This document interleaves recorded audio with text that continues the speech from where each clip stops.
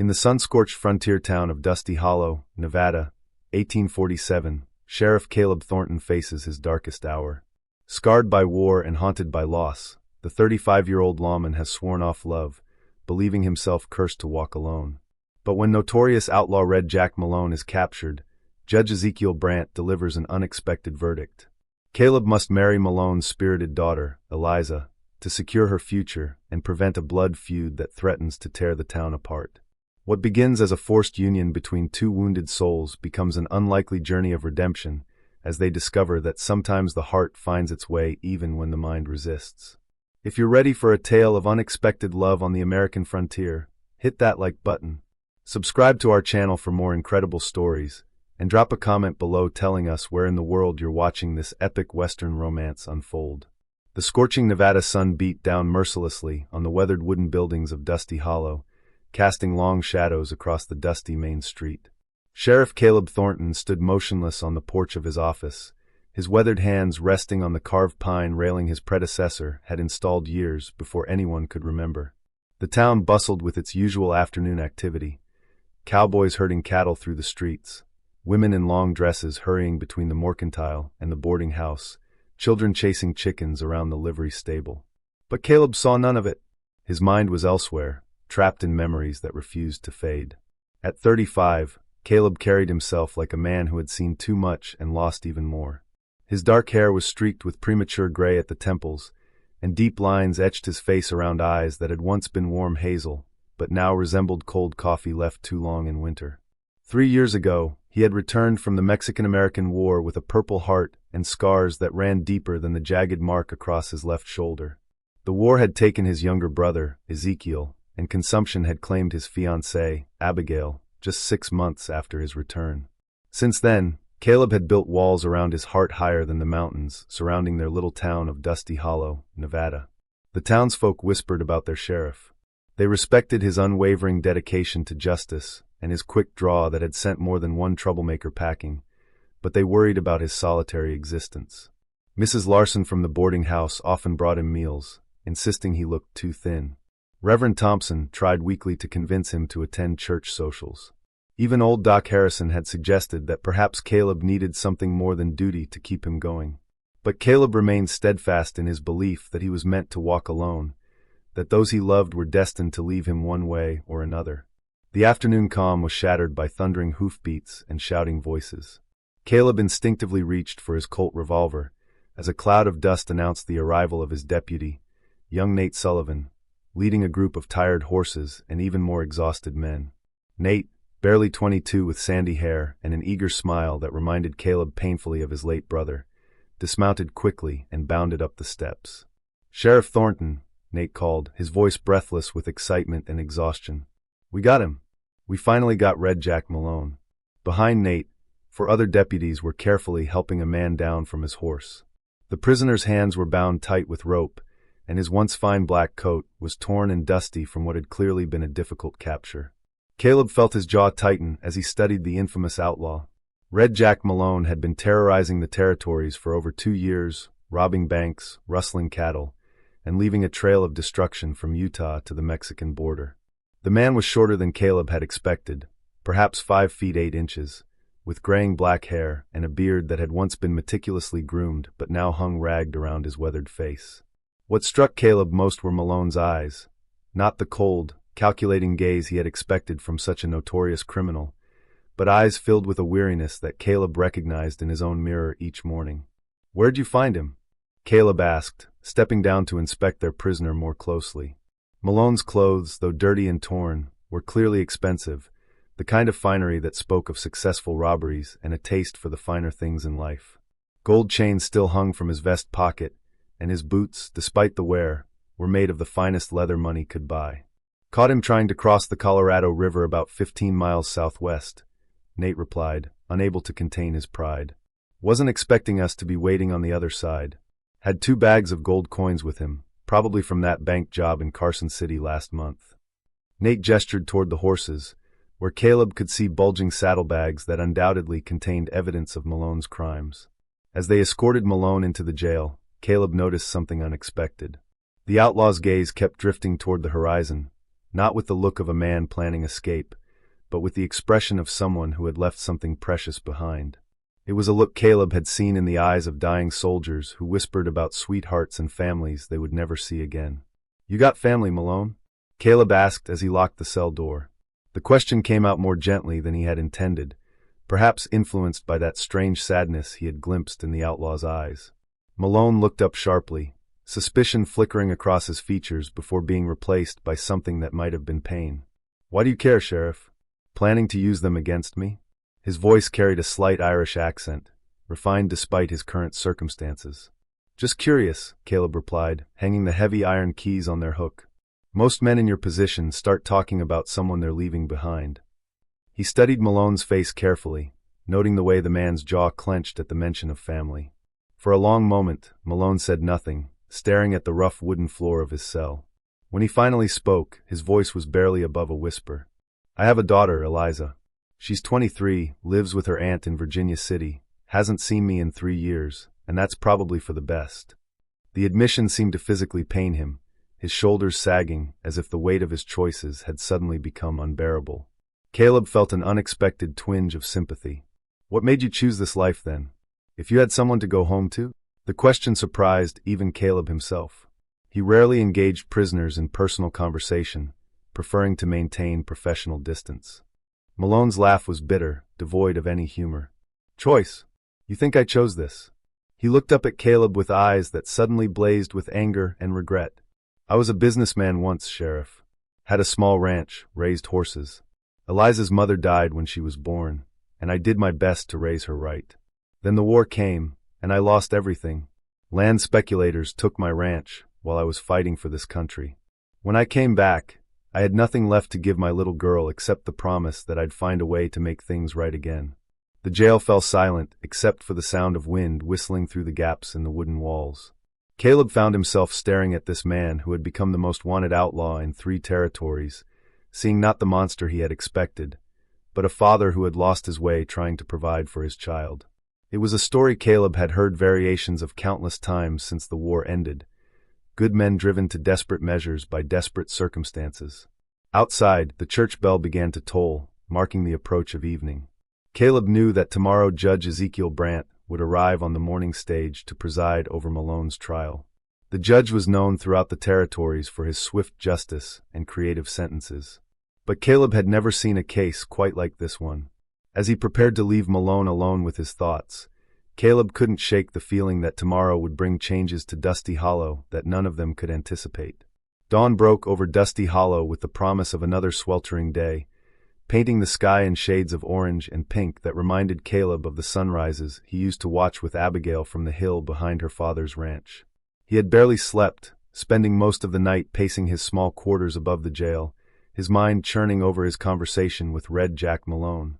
Something about the outlaw's story had stirred memories Caleb preferred to keep buried. Reminders of his own losses and the choices that had led him to this solitary existence. Caleb descended the narrow wooden stairs to find Malone awake, sitting on the edge of his cot with his head in his hands. The morning light streaming through the barred window revealed details that the previous evening's shadows had hidden. The fine lines around Malone's eyes that spoke of laughter as well as sorrow, the calloused hands that suggested honest work before his life took its dark turn, and most surprisingly, a small silver locket hanging from a chain around his neck. "Didn't expect to see you up so early," Caleb commented as he checked the locks and began his morning routine. He had learned over the years that maintaining normalcy, even in unusual circumstances, helped keep both prisoners and himself steady. Malone looked up with bloodshot eyes that suggested he had slept no better than Caleb. "Hard to sleep when you know the hangman's rope is waiting for you," he replied, his Irish accent more pronounced in the morning. "Tell me, Sheriff, do you have children? Anyone who depends on you?" The question hit Caleb like a physical blow. He paused in his movements, his hand tightening around the coffee pot he had been reaching for. "No," he said finally, his voice rougher than intended. "No family, no children. It's better that way." The words tasted bitter in his mouth, a familiar mantra he repeated whenever the loneliness became too overwhelming. Malone stood and approached the bars of his cell, studying Caleb with an intensity that made the sheriff uncomfortable. "You're lying to yourself, man. I can see it in your eyes. The same emptiness I carried for years after my Ellen died. The difference is, I had Eliza to fight for. What do you fight for, Sheriff Thornton?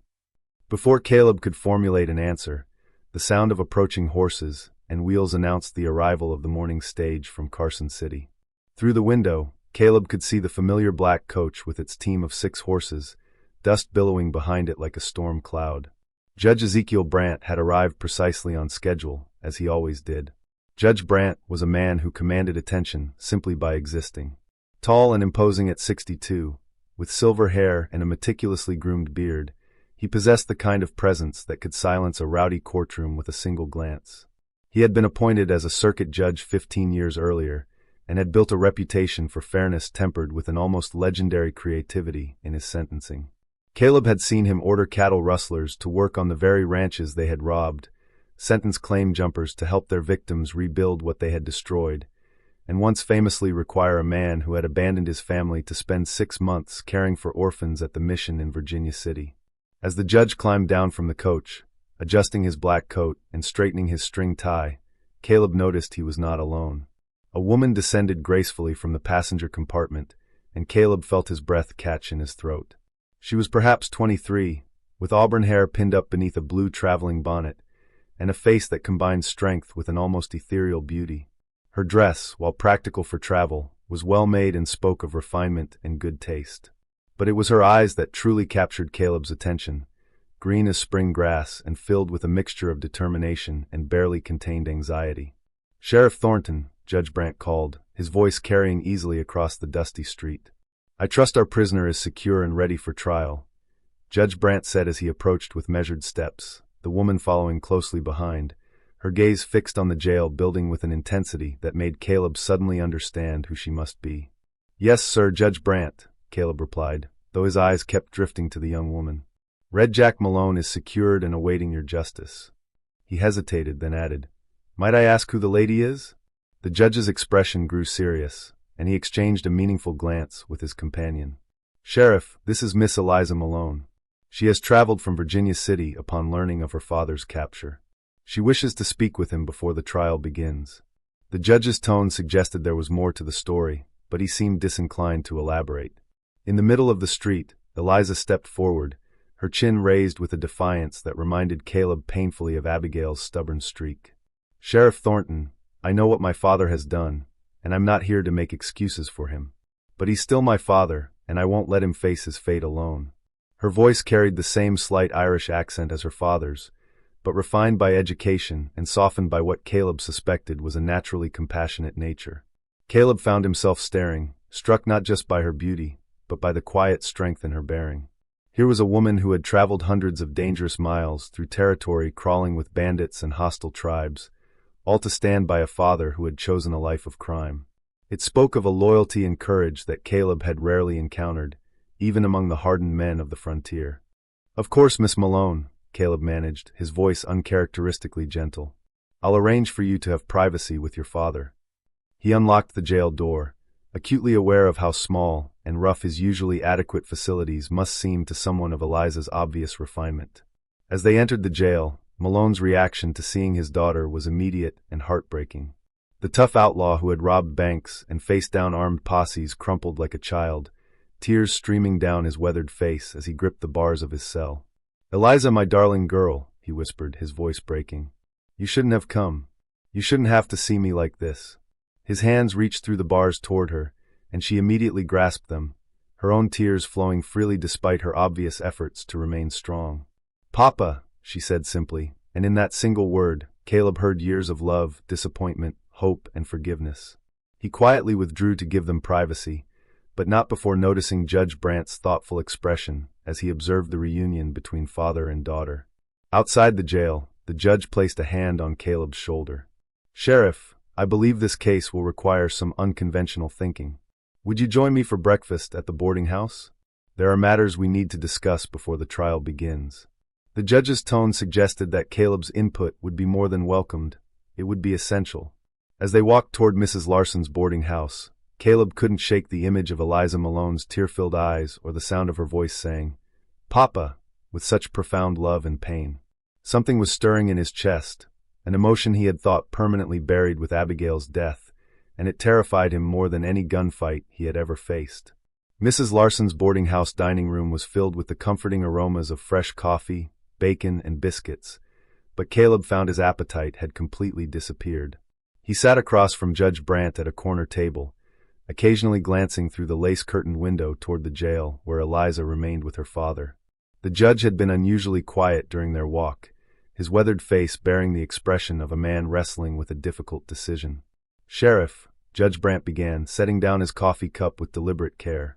"In my 15 years on the bench, I have encountered many cases that challenged conventional wisdom. But this situation with Red Jack Malone presents complications that extend far beyond simple criminal justice." The judge's gray eyes held a gravity that made Caleb lean forward attentively. "What kind of complications, Judge?" Caleb asked, though something in the older man's demeanor suggested he was about to hear something that would change everything. Judge Brandt pulled a telegram from his coat pocket and placed it on the table between them. "This arrived yesterday from Sheriff Larson in Virginia City," Judge Brandt said, his voice low and grave. "It seems that Red Jack Malone's capture has stirred up more than we anticipated. His former gang, led by a man called Ironface Kelly, has sworn a blood oath to avenge their leader. They've already burned down 2 homesteads belonging to families they believe cooperated with the law, and they've made it clear that anyone connected to Malone's capture will pay the price." Caleb felt a chill run down his spine as he read the telegram. The descriptions of the attacks were brutal. Entire families murdered, livestock slaughtered, crops burned. These weren't just criminals seeking revenge. They were savages intent on spreading terror throughout the territory. "There's more," the judge continued, his voice dropping lower. "Eliza Malone has no other family except an elderly aunt who can barely care for herself. If we hang her father, which justice clearly demands, she becomes a target. Kelly's gang knows that hurting Malone's daughter would be the ultimate revenge against a man they can no longer reach." The implications hit Caleb like a physical blow. "You're saying that even after we execute Malone, his daughter will never be safe?" "Precisely. And there's another consideration." Judge Brandt leaned back in his chair, studying Caleb with an intensity that made the sheriff uncomfortable. "I've made inquiries about Miss Malone. She's educated, well-mannered, and has been supporting herself and her aunt by teaching school in Virginia City. By all accounts, she's a remarkable young woman who has risen above her father's choices. She deserves a chance at a decent life, not to spend her remaining years looking over her shoulder for murderers seeking revenge." Caleb stared out the window, his mind racing. Through the glass, he could see Eliza emerging from the jail, her face pale but composed. Even from this distance, he could see the strength in her bearing, the way she held her head high despite the circumstances that had brought her to this dusty frontier town. "What are you proposing, Judge?" Caleb asked, though something in his gut told him he already knew the answer. Judge Brandt was quiet for a long moment, then spoke with the measured tone of a man who had carefully considered every angle of a complex problem. "There is a legal precedent, Sheriff, dating back to territorial law established in 1836. In cases where a convicted criminal's family faces retribution that could destabilize an entire region, a judge may order protective custody through binding matrimony to a suitable law enforcement officer." Caleb's coffee cup clattered against its saucer as his hand began to shake. "You're talking about arranged marriage, Judge. Forced marriage. I'm talking about survival, Sheriff Thornton. For Miss Malone, for this town, and perhaps for you as well." The judge's eyes held a compassion that took Caleb by surprise. "I've watched you for 3 years, Caleb. You're a good man who has convinced himself that isolation is strength. But I've also seen how that isolation is slowly destroying you. You need something to fight for beyond duty, and that young woman needs someone strong enough to protect her from the storm that's coming." Before Caleb could respond, Eliza herself appeared in the doorway of the dining room. Mrs. Larson guided her to their table, and Caleb immediately stood, his upbringing demanding courtesy, even as his mind reeled from the judge's proposal. "Miss Malone," Judge Brandt said gently, "please sit. There are matters we must discuss that will affect your future significantly." Eliza took the offered chair, her green eyes moving between the two men with a weariness that suggested she sensed the gravity of whatever was about to be discussed. "Has my father's fate been decided?" she asked, her voice steady despite the tremor in her hands. "Your father will stand trial this afternoon," the judge replied. "Given the evidence against him and his own admission of guilt, the sentence will undoubtedly be death by hanging. However, Miss Malone, there are circumstances surrounding your father's case that place you in considerable danger."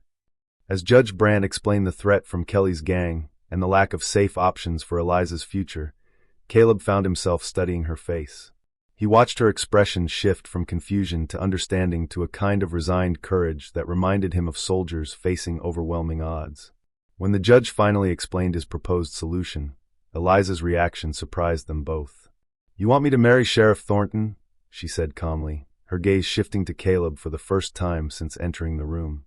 "A complete stranger, to save my life and give me protection from my father's enemies." "Miss Malone," Caleb began, his voice rough with emotion he couldn't quite identify, "I want you to know that I would never. That is, this would be a marriage of protection only.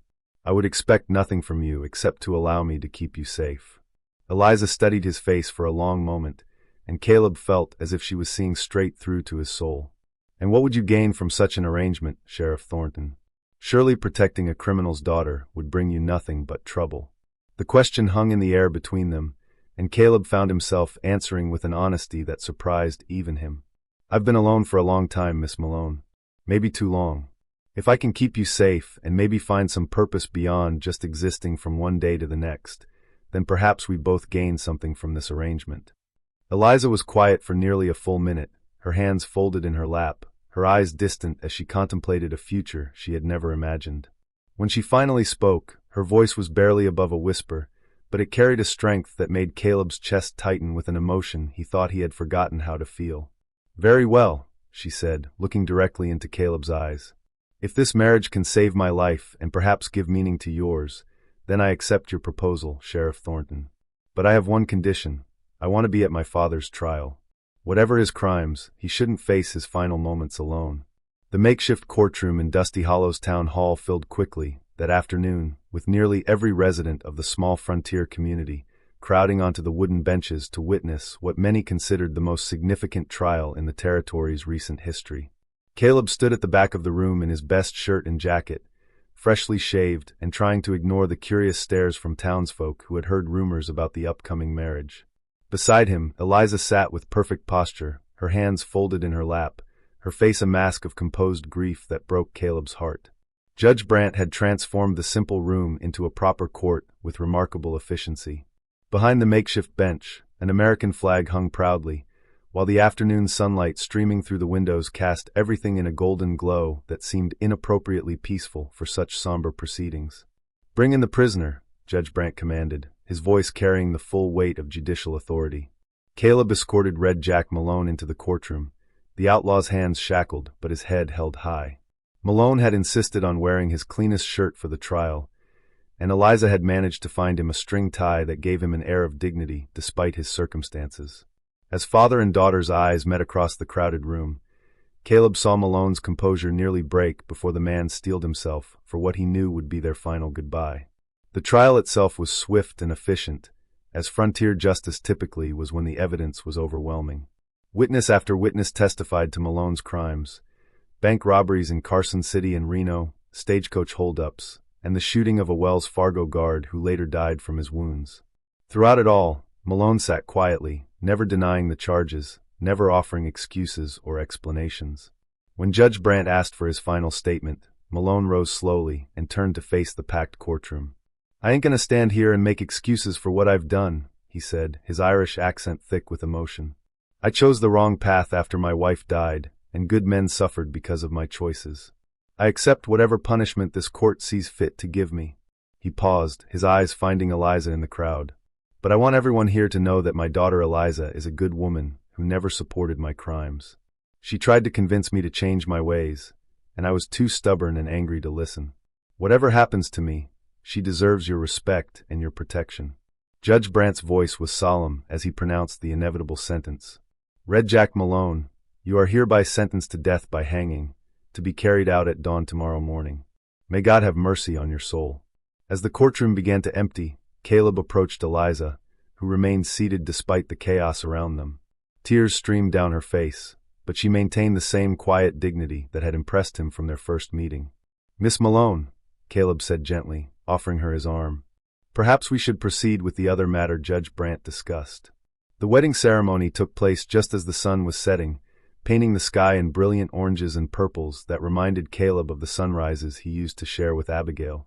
Mrs. Larson had decorated the boarding house parlor with wildflowers, and the few witnesses included Judge Brandt, Dr. Harrison, and the town's preacher, Reverend Thompson. Eliza had changed into a simple blue dress that brought out the color of her eyes, and Caleb found himself genuinely moved by her quiet beauty and grace. As they stood before Reverend Thompson, Caleb realized that what had begun as a practical arrangement was already becoming something deeper. "Do you, Caleb Thornton, take Eliza Malone to be your lawfully wedded wife, to protect and cherish her for as long as you both shall live?" the Reverend asked. "I do," Caleb replied, his voice steady and sure as he looked into Eliza's eyes and saw not just acceptance, but the beginning of something that might in time become real affection. "Do you, Eliza Malone, take Caleb Thornton to be your lawfully wedded husband, to honor and support him for as long as you both shall live?" Eliza's voice was soft but clear. "I do." As they exchanged simple gold bands that Dr. Harrison had contributed from his own supply, Caleb felt something shift inside his chest, a warming that he had thought permanently frozen by years of loneliness and loss. Dawn came too quickly, bringing with it the grim duty that Caleb had dreaded. Eliza insisted on being present for her father's final moments, and Caleb stood beside her as Malone faced his fate with a courage that earned him grudging respect, even from those who despised his crimes. "Take care of my Eliza," Malone whispered to Caleb as they placed the noose around his neck. "She's the best thing I ever did in this life." "I will," Caleb promised, and meant it with every fiber of his being. As the sun rose fully over Dusty Hollow, Caleb and Eliza stood together on the porch of what was now their shared home above the jail. She leaned against his shoulder, not from romantic love, not yet, but from the simple human need for comfort and connection. "What happens now?" Eliza asked quietly, her hand finding his. Caleb squeezed her fingers gently, feeling for the first time in years that his future held possibilities beyond mere survival. "Now we build something new," he said. "Together." In the distance, a rider approached town, the first of many travelers who would pass through Dusty Hollow over the coming months. Caleb no longer faced the future alone. Beside him stood a woman of remarkable courage and strength, and together they would create a life that honored both the memory of those they had lost and the hope of what they might build together. They had both been people whom others expected to die alone, but fate and a wise judge had given them something neither had dared hope for, a second chance at happiness, forged in the harsh crucible of the American frontier. End of Part 1. In our previous story, we followed Sheriff Caleb Thornton, a battle-scarred Mexican-American war veteran who had sworn off love and resigned himself to a life of solitude in the frontier town of Dusty Hollow, Nevada, 1847. When notorious outlaw Red Jack Malone was captured, Judge Ezekiel Brandt shocked everyone with an unprecedented verdict. Instead of hanging, Caleb would be forced to marry Malone's daughter, Eliza Jane, as an alternative form of justice. What began as a reluctant arrangement between two strangers, a broken sheriff convinced he was cursed to die alone, and a young woman burdened by her father's criminal legacy, slowly transformed into something neither expected. Despite the town's skepticism and their own fears, Caleb and Eliza Jane discovered that sometimes the most unlikely partnerships can heal the deepest wounds. Our story ended with them finding hope together, two people who had been destined for loneliness now facing the future as one. But their story was far from over, and many questions remained unanswered. 3 months had passed since Judge Brandt's unusual verdict, and the morning sun cast long shadows across Dusty Hollow's main street as Caleb Thornton made his daily rounds.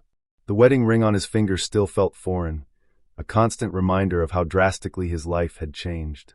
Yet, as he walked past the mercantile, he caught sight of his wife through the window, and something in his chest tightened, not with the old familiar pain of loss, but with something he was still learning to recognize as hope. Eliza Jane Malone Thornton had proven to be nothing like what anyone in town had expected. The daughter of the notorious Red Jack had seamlessly integrated herself into the fabric of Dusty Hollow society, volunteering at the church, helping at the schoolhouse, and slowly but surely winning over even the most skeptical residents. But Caleb knew the weight she carried, the whispered conversations that stopped when she entered a room, the way some people still looked at her with suspicion. The jail had been unusually quiet lately. Red Jack Malone himself sat in the back cell, awaiting transport to the territorial prison in Carson City. The outlaw had been sentenced to 15 years of hard labor, a verdict that had surprised many who expected a hanging. But Judge Brandt had been clear in his reasoning. The man's cooperation in revealing the locations of stolen goods and the names of his associates had earned him a chance at redemption, however slim. Caleb pushed open the jailhouse door and found Malone sitting on his cot, whittling a small piece of wood. The resemblance between father and daughter was undeniable. The same sharp cheekbones, the same intelligent green eyes that seemed to see everything. But where Eliza Jane's gaze held warmth and determination, Malone's carried the weight of a lifetime of poor choices. "Sheriff," Malone nodded without looking up from his carving.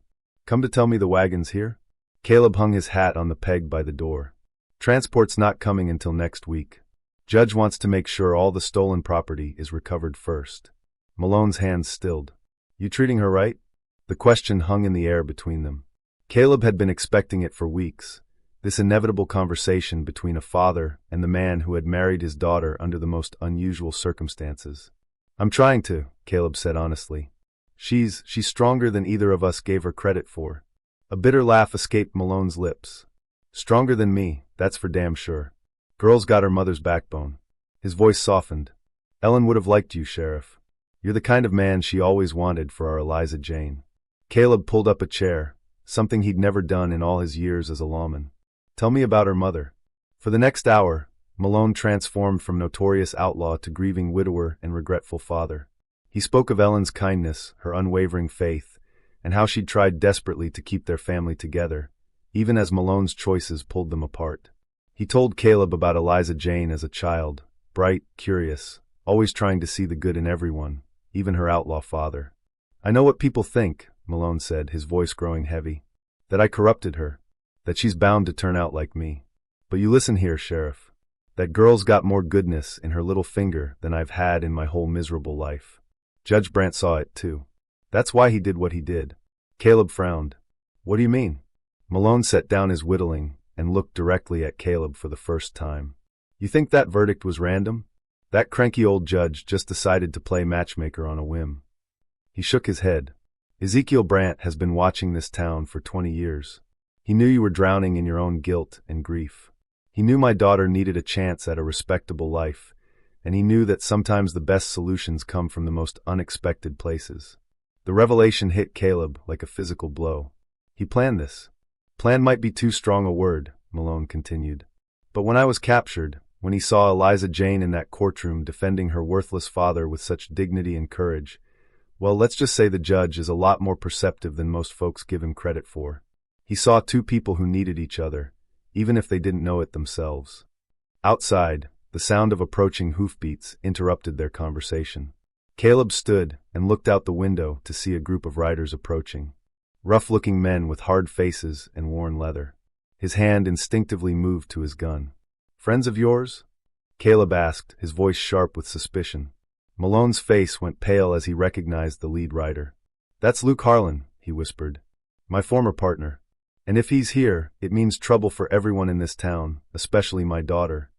Caleb stepped out of the jailhouse, his hand resting on his gun as Luke Harlan and his men rode into town. The lead rider was exactly as Malone had described, tall, lean, with cold eyes that seemed to catalog every weakness, every opportunity. Behind him rode 4 other men, all armed, all looking like they'd rather shoot than talk. Eliza emerged from the mercantile at that moment, her arms full of supplies for the evening meal. Caleb felt his blood run cold as Harlan's gaze fixed on her, a predatory smile spreading across his weathered face. "Well, well," Harlan called out, dismounting slowly. "If it isn't little Eliza Jane Malone, though I hear it's Thornton now." He spat in the dust. "Heard you went and married yourself a lawman. Your daddy must be real proud." Eliza straightened her shoulders, and Caleb recognized the same courage he'd seen in the courtroom 3 months ago. "Mr. Harlan," she said evenly, "I wasn't expecting to see you in Dusty Hollow." "I'll bet you weren't," Harlan replied, his men spreading out behind him in a practiced formation. "See, your daddy and I had some unfinished business. Some money that went missing right before he got himself caught, money that belongs to me and the boys here." Caleb stepped forward, positioning himself between Harlan and his wife. "The only business Red Jack has now is with the territorial court system. He's already confessed to his crimes and made restitution where possible." Harlan's laugh was harsh and humorless. "Restitution, Sheriff? You don't understand. Jack didn't just steal from banks and stagecoaches. He stole from us, his own partners, took our share of the Washoe County job, and hid it somewhere before you caught him." Inside the jail, Malone had heard enough. He called out through the barred window, Luke Harlan, you lying snake. I told you the truth about that money. It was lost when the posse caught up with us at Devil's Gorge. Harlan's eyes narrowed. Then I guess we'll just have to persuade you to remember better, won't we, Jack? His gaze shifted back to Eliza. Funny thing about family, Sheriff. Sometimes they know things they don't even realize they know.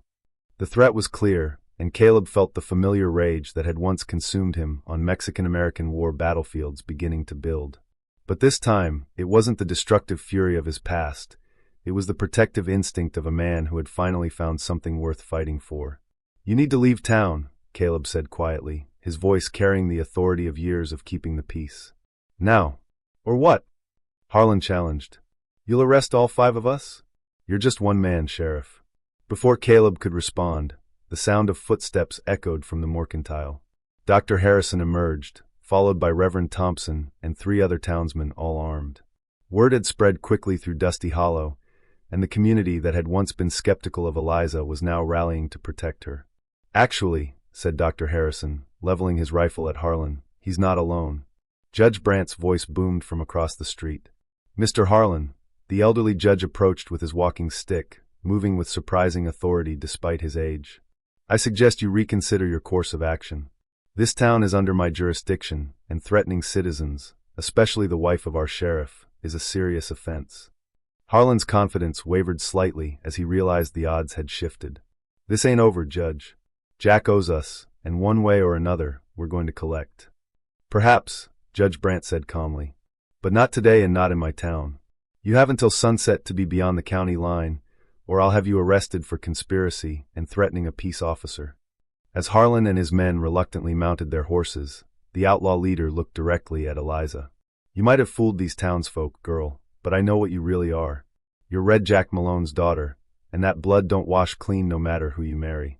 After the riders disappeared in a cloud of dust, Caleb found himself standing next to his wife, both of them surrounded by neighbors who had come to their defense. Eliza's hands were trembling slightly, but her voice was steady when she spoke. Thank you, she said to the gathered crowd. All of you. I know my father's past makes some of you uncomfortable, but— Nonsense, interrupted Mrs. Beatrice Caldwell, the baker's wife, who had been one of Eliza's harshest critics. You're one of us now, dear, and we protect our own. Later that evening, as Caleb and Eliza sat on their front porch, she finally voiced the fear that had been growing in her heart. What if Harlan's right? What if I can never truly escape my father's shadow? Caleb took her hand, noting how it fit perfectly in his. Then we'll face that shadow together. That's what marriage means, not just the good times, but standing together when the darkness comes. As darkness settled over Dusty Hollow, Caleb couldn't shake the feeling that Harlan's departure had been too easy. The outlaw had built his reputation on never backing down from a fight, and the way he'd looked at Eliza suggested this confrontation was far from over. Caleb checked the locks on their small house for the 3rd time, his war-honed instincts screaming that danger still lurked in the shadows. Eliza watched her husband's restless pacing from their kitchen table, where she was mending one of his shirts. Caleb, she said softly, you're wearing a hole in the floorboards. He stopped mid-stride, realizing she was right. I'm sorry. It's just, men like Harlan don't give up that easily. Tell me about the war, she said suddenly, setting down her sewing. You've never spoken of it, but I see it in your eyes sometimes. The same look you had today when Harlan threatened us. Caleb sat heavily in the chair across from her, his hands clasped tightly together. For 3 months, he'd managed to avoid this conversation, but Eliza's direct gaze made it impossible to deflect. I was at Cerro Gordo, he began slowly. Thousands dead or wounded in a single day. I watched boys, children really, die in ways that— He paused, struggling with words that had remained locked inside him for years. I thought I'd used up all my capacity to care about anyone. Every person I tried to protect, every friend I made, they all ended up dead. Eliza reached across the table and covered his hands with hers. But you didn't die. Sometimes I wished I had, Caleb admitted, the guilt of surviving when so many good men didn't. It felt easier to stay alone, to not risk caring about anyone again. He looked into her green eyes, so much like her father's, yet filled with a warmth Malone had never possessed. And now, Caleb said honestly, I'm terrified. Because I do care about you, about this town, about the life we're building together, and that makes Harlan's threat real in a way nothing has been for years. Their conversation was interrupted by urgent knocking at the front door. Caleb immediately went for his gun, motioning for Eliza to stay back. Through the window, he could see Dr. Harrison on their porch, his medical bag in hand. "Sheriff," Harrison called out, "there's been an incident at the jail. You need to come quickly." Caleb and Eliza hurried through the dark streets to find a crowd gathered outside the jailhouse. Deputy Sullivan, Caleb's part-time assistant, was nursing a bloodied head wound while Judge Brandt examined the jail's back wall, where someone had clearly attempted to break through the adobe bricks. "What happened?" Caleb demanded. "Harlan came back," Deputy Sullivan explained, wincing as Dr. Harrison cleaned his wound. "About an hour after sunset, had 2 men with him, tried to bust Jack out through the back wall. When I confronted them, one of them clubbed me with a rifle butt." Caleb examined the damage. The wall showed clear signs of pickaxe work, but the thick adobe had held. "Where are they now?" "Gone," Judge Brandt said grimly. "But they left this." He handed Caleb a piece of paper with crude handwriting. "The money or the girl. You have until noon tomorrow.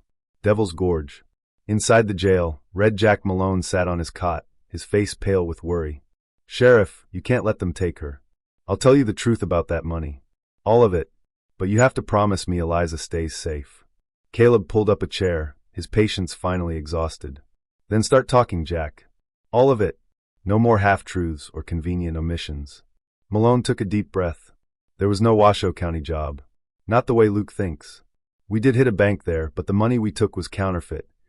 Fake bills printed by a crooked banker who was trying to cover his own embezzlement. By the time we figured it out, we'd already spent most of it, and what was left wasn't worth the paper it was printed on." "Then why does Harlan think you're hiding real money?" "Because I let him think that," Malone admitted. "When we split up after the job went bad, I told him I was keeping the money safe until things cooled down. I was buying time, hoping to figure out how to tell him the truth without getting myself killed." Judge Brandt stroked his beard thoughtfully.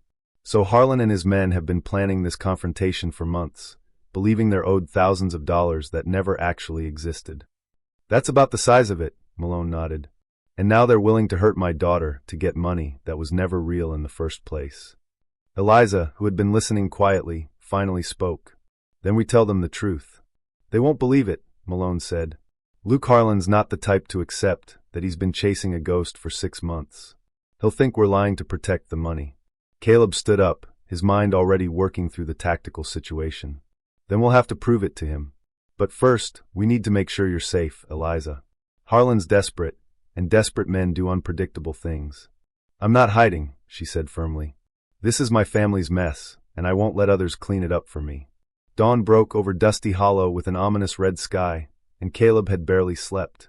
He'd spent the night alternating between checking the perimeter of their kopii system, their house, and watching Eliza sleep, memorizing the peaceful expression on her face in case it was the last time he'd see it. By sunrise, word of Harlan's ultimatum had spread throughout the town, and Caleb wasn't surprised to find Judge Brandt, Dr. Harrison, and several other men gathered in his kitchen when he emerged from the bedroom. "We've been talking," Judge Brandt announced without preamble. "And we have a plan." Caleb poured himself coffee from the pot Eliza had prepared, noting how her hands remained steady despite the circumstances. "I'm listening." "Harlan wants proof about the counterfeit money," Dr. Harrison explained. "It happens that I served as the territorial medical examiner in Washoe County 2 years ago. I was present when they investigated that bank robbery and discovered the forgery scheme. I have documentation." Judge Brandt spread several official-looking papers across the table, bank records, territorial investigator reports, even samples of the counterfeit bills. Everything needed to prove Malone's story. "That's assuming Harlan will listen to reason," Caleb said skeptically. "That's where the rest of us come in," said Tom Caldwell, the baker, as he entered with 3 other townsnafmen. "Harlan and his boys are expecting you to come alone to Devil's Gorge.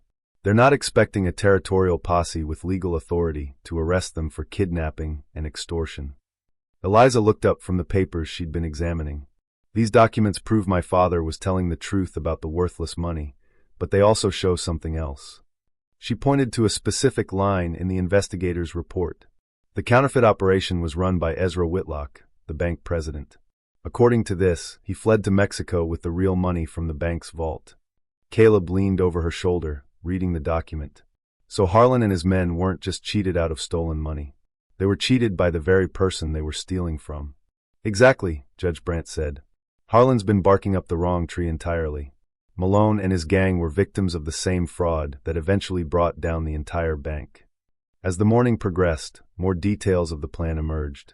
Judge Brandt would use his territorial authority to deputize several townsmen, creating a legitimate posse. Dr. Harrison would present the medical and legal evidence to Harlan, and Caleb would face the outlaw leader as both sheriff and husband, backed by the full force of the law. But Eliza had other ideas. "I'm coming with you," she announced as Caleb checked his guns for the third time. "Absolutely not," Caleb replied immediately. "Eliza, this isn't negotiable. Harlan's made it clear I'm his target, and that's exactly why I need to be there," she countered. "He's not going to believe any of this evidence unless he hears it directly from a Malone. My father's reputation is built on lies and half-truths. But maybe, just maybe, if Harlan sees that I'm willing to face him directly, he'll understand that we're finally telling the truth." Judge Brandt studied her with the same intensity he'd shown during her father's trial. The girl has a point. Harlan's demand was specific, the money or the girl. If she's not there, he might assume we're trying to trick him. Caleb felt the familiar weight of responsibility settling on his shoulders. The same burden he'd carried for every soldier under his command during the war.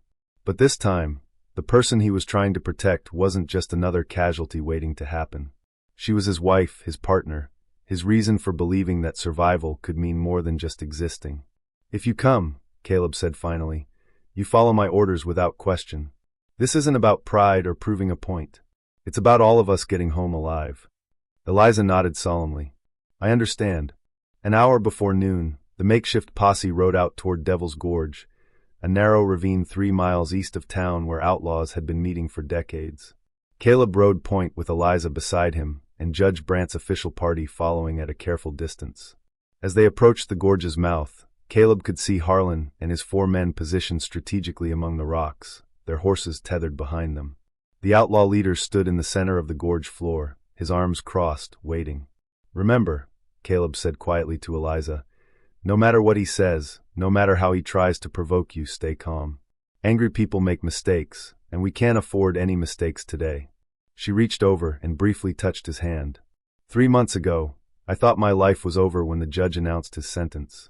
Now I realize it was just beginning. Whatever happens in that gorge, Caleb, I want you to know that these have been the happiest months of my life." Before Caleb could respond, Harlan's voice echoed off the gorge walls. "Time's up, Sheriff. Did you bring my money, or do I take the girl?" Caleb spurred his horse forward, Eliza riding steadily beside him as they descended into Devil's Gorge to face whatever truth Harlan was willing to accept. The gorge walls seemed to close in around them as Caleb and Eliza rode in, the echo of their horses' hooves creating an ominous rhythm. Harlan stood waiting in the center of the sandy floor, his 4 men positioned strategically on the rocky ledges above, rifles trained on the approaching riders. "Well, well," Harlan called out, his voice carrying easily in the confined space. "Look what we have here. The sheriff brought his pretty little wife after all. Question is, did he bring my money?" Caleb dismounted slowly, his hand never straying far from his gun. "We brought something better than money, Harlan. We brought the truth." Harlan's harsh laugh echoed off the gorge walls. "The truth, Sheriff? I've been chasing the truth for 6 months. The truth is that Jack Malone stole $20,000 from me and my boys, and now I'm here to collect." Eliza dismounted and stepped forward, her chin raised in defiance despite the rifles pointed at them. "Mr. Harlan, what if I told you that the money you're looking for never existed? I'd say you're lying to protect your daddy. Same as always. Then perhaps you'll believe official territorial documents." Judge Brandt's voice boomed as he rode into view with Dr. Harrison and the deputized townsmen. Harlan's men shifted nervously on their perches, suddenly outnumbered. Dr. Harrison dismounted and approached Harlan with a leather satchel. "Mr. Harlan, I was the territorial medical examiner in Washoe County when your gang robbed the merchant's bank. I was also present when we discovered that the money you stole was counterfeit." Harlan's eyes narrowed. "That's impossible. We counted that money ourselves." "You counted worthless paper," Dr. Harrison replied, opening his satchel and removing several official documents. The bank president, Ezra Whitlock, had been printing counterfeit bills to cover his own embezzlement. When you and Jack's gang robbed the bank, you took fake money while Whitlock escaped to Mexico with the real funds. Judge Brandt held up a sample bill. "This is what genuine currency looks like, Harlan. Compare it to what you actually stole." For the first time since Caleb had known him, Harlan looked uncertain. He examined the documents Dr. Harrison offered, his weathered face growing pale as he read the official territorial investigation report. This can't be right, Harlan muttered. We split up that money. Jack took his share of worthless paper, Eliza said firmly. My father didn't cheat you, Mr. Harlan. You were all cheated by the same man, Ezra Whitlock, who's probably living comfortably in Mexico on the real money, while you've spent 6 months planning revenge for a crime that never happened. Caleb watched Harlan's face carefully, recognizing the look of a man whose entire worldview was crumbling. It was the same expression he'd seen on soldiers' faces when they realized the cause they'd been fighting for was built on lies. Even if this is true, Harlan said slowly, it doesn't change the fact that I've wasted months of my life, put my men at risk, and have nothing to show for it. It changes everything, Caleb replied. It means you can walk away from this gorge without blood on your hands. It means you can stop being Luke Harlan, the outlaw, and start being just Luke Harlan, the man. Harlan was quiet for a long moment, the only sound in the gorge the whisper of wind through the rocks. His men waited above, weapons still ready, but Caleb could sense the uncertainty spreading through their ranks as well. What about Jack? Harlan finally asked. He still lied to me, let me think he was holding out on us. Eliza stepped forward. My father made a mistake trying to protect himself instead of telling you the truth immediately, but he's already paying for that mistake and for all his other crimes. The territorial court will transport him to prison next week, where he'll serve his sentence. And what happens to us? One of Harlan's men called down from the rocks. Judge Brandt spoke with the full authority of his office. That depends on what you do in the next few minutes. Leave peacefully, and this incident ends here. Continue with this course of action, and I'll have you all arrested for kidnapping, extortion, and threatening a peace officer. Harlan looked around the gorge, at his men, at the official posse, at the documents that proved his quest for revenge had been built on a foundation of lies. Caleb saw the moment when the fight went out of him, when the anger that had driven him for months finally collapsed under the weight of reality. Stand down, boys. Harlan called to his men. We're done here. As Harlan's gang slowly emerged from their positions, weapons lowered, Caleb felt Eliza's hand slip into his. The simple gesture, public, unashamed, defiant of anyone who might question their unconventional marriage, told him more about her courage than any words could. This doesn't make us friends, Sheriff, Harlan said as he prepared to mount his horse. I never expected it would, Caleb replied. But it makes us something better. It makes us men who chose truth over violence. As Harlan and his men rode out of Devil's Gorge, Caleb realized that for the first time since the war, he had protected someone he cared about without losing them in the process. 3 weeks after the confrontation at Devil's Gorge, Dusty Hollow had settled into a rhythm of normalcy that Caleb found both comforting and strange. The town's acceptance of his marriage to Eliza had been swift and complete, partly due to his handling of the Harlan situation, but mostly because the people had witnessed firsthand how the couple supported each other through crisis. Caleb stood outside the territorial courthouse watching as Red Jack Malone was loaded into the prison transport wagon. Despite everything, Eliza had insisted on saying goodbye to her father. I know I haven't been much of a father to you, Malone said through the wagon's barred window, his voice heavy with regret. But seeing how you've grown, seeing the woman you've become, maybe I did one thing right in my life. Eliza reached through the bars and briefly touched his hand. You taught me to be strong, Papa, even when you didn't mean to. As the wagon rolled away toward the territorial prison in Carson City, Caleb put his arm around his wife's shoulders. She didn't cry, Eliza rarely cried, but he could feel the tension in her body, the weight of finally closing this chapter of her life. Any regrets? Caleb asked quietly. Only that it took a crisis for him to finally be honest with me, she replied. What about you? Any regrets about marrying a convicted thief's daughter? Caleb turned to face her fully, his hands cupping her face gently. Eliza Jane Thornton, you are the finest woman I've ever known. Your father's crimes don't define you any more than my war experiences define me. Dr. Harrison approached them as they prepared to leave the courthouse. Sheriff, I have news about Harlan and his men. They were spotted in Virginia City, apparently working legitimate jobs for the railroad. Seems your talk about choosing truth over violence made an impression. Caleb nodded, feeling a satisfaction he hadn't expected. Sometimes people just need someone to show them there's another way. Over the following months, Caleb discovered that civilian life suited him better than he'd imagined. The skills that had served him in war, strategic thinking, calm under pressure, the ability to read people, translated well to peacekeeping. But more importantly, he found that having something to protect besides his own survival gave his life a purpose he'd been missing. Eliza threw herself into building their life together. With the same determination she'd shown in facing Harlan, she started a small dressmaking business, her skilled hands creating beautiful garments for the women of Dusty Hollow. Her reputation for fairness and quality grew quickly, and within 6 months, she was receiving orders from neighboring towns. "I never thought I'd be grateful for those years of mending clothes for saloon girls," she admitted one evening as she worked on an elaborate wedding dress by lamplight. "But those skills are feeding us now." Caleb looked up from the sheriff's reports he was reviewing. "Speaking of feeding us, Judge Brandt offered me a permanent position as territorial sheriff. It would mean more responsibility, but also a real salary instead of just the town's modest fees." Eliza set down her sewing. "What do you want to do?" "I want to build a life here," Caleb said honestly. "With you, in this community that's given us both a second chance, but only if that's what you want too." She moved to sit beside him on their small sofa, her hand finding his. "Caleb, 6 months ago, I thought my life was over. I was angry, bitter, convinced that everyone would always see me as Red Jack Malone's criminal daughter. Then I married a man I barely knew and somehow discovered that I could be more than my father's mistakes." "We both discovered that," Caleb replied.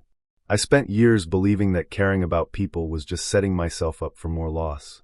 You taught me that the risk of losing someone is worth taking when the alternative is never truly living at all." As winter settled over Dusty Hollow, Caleb and Eliza established traditions that would define their marriage for decades to come. Sunday dinners with Judge Brandt and his wife, evening walks through town where Caleb could check on citizens and Eliza could visit with customers, quiet nights by their fireplace where they shared stories of their pasts without shame or judgment. The nightmares that had plagued Caleb since the Mexican-American War began to fade, replaced by dreams of the future he and Eliza were building together. And Eliza, who had spent years defined by other people's actions and expectations, discovered her own voice and used it to become one of Dusty Hollow's most respected citizens. On their first wedding anniversary, they stood together in the same church where Judge Brandt had pronounced their sentence. But this time, they renewed their vows by choice, surrounded by friends who had become family.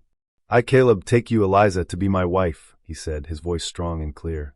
"Not by court order, but by the choice of my heart." "I, Eliza, take you, Caleb, to be my husband," she replied, tears of joy finally falling freely. "For better or worse, by choice and by love." As they kissed to seal their renewed commitment, Caleb realized that sometimes the best chapters of life begin with the words, "By order of the court." Their unconventional beginning had led to a love neither had expected, but both had earned through courage, honesty, and the willingness to see past each other's worst moments to their best possibilities. The end. If you've been moved by this tale of love and redemption in the Wild West, hit that like button, subscribe to our channel for more incredible stories, and drop a comment below telling us where in the world you've watched this epic Western romance unfold.